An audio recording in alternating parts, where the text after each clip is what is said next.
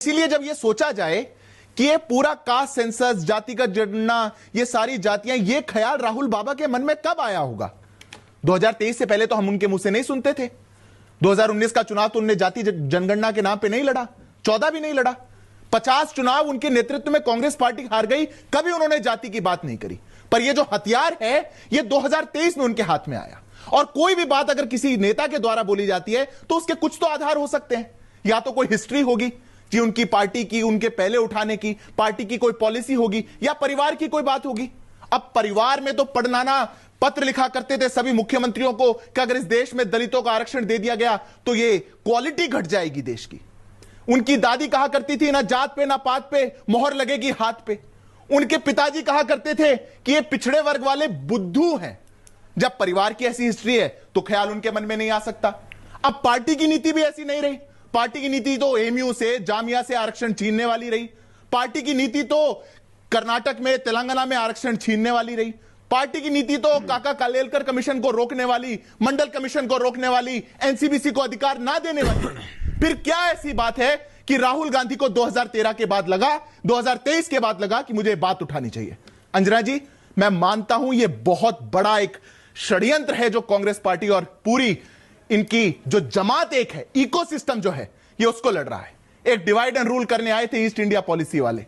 2000 kilometre दूर से ये इटली मम्मी सन पॉलिसी जो आई है, ये जो कंपनी आई है, इन्होंने इस देश को कहीं ना कहीं विभाजन करने की बात करी। और मैं 10 सेकंड लूंगा क्यों ऐसा ख्याल आया।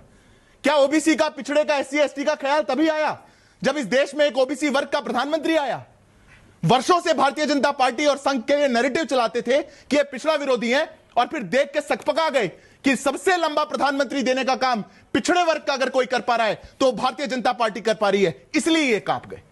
ये इसलिए डर गए क्योंकि उनको लगा कि ये एनसीबीसी को संवैधानिक दर्जा 25 साल बाद देने वाली कोई पार्टी आई तो ये भारतीय जनता पार्टी है। इसीलिए ये लग गए क्योंकि अंजना जी, जब 2023 में इनको लगा कि सबका साथ सबका विकास वाली राजनीति तो बहुत आगे जा रही है, ये सबको साथ लेकर चलने वाली राजनीति इस देश को परिवर्तित करके विकसित भारत बनाने की बात कर रही है, जब इस देश में लगा कि हिंदू आस्थाएं और अस्मिता एकजुट हो रही हैं, तब ये डिवाइड एंड रूल वाली पॉलिसी लेकर के आए और इन्हें सोचा इस देश को जातियों के आधार पर बांटा जाएगा। इसलिए ये लड़ाई अधिकार की नहीं है, ये लड़ाई प्रतिकार की है। और कोई भी लड़ाई जो किसी सेल्फिश मोटिव से लड़ी जाए, कोई भी लड़ाई जो षड्यंत्र के तहत पे लड़ी जाए, वो देश का नुकसान करेगी। इसीलिए अब राहुल बाबा अपनी लड़ाई में अपने चंगुल में खुद फंस गए हैं। अब खड़े हो गए, जा रहे थे सबसे पूछने, पत्रकार नहीं छोड़े, अधिकारी नहीं छोड़े, जज नहीं छोड़े, सैनिक नहीं छोड़े, कोई नहीं छोड़ा। जा रहे थे सबसे जातियां पूछने। किसी ने टिप्पणी कर दी संसद के अंदर खड़े होकर के तो तिलमिलाने लगे, मम्मी मम्मी देखो मेरे साथ क्या हुआ, मेरी जाति पूछ ली गई, अब मैं कहां जाऊंगा।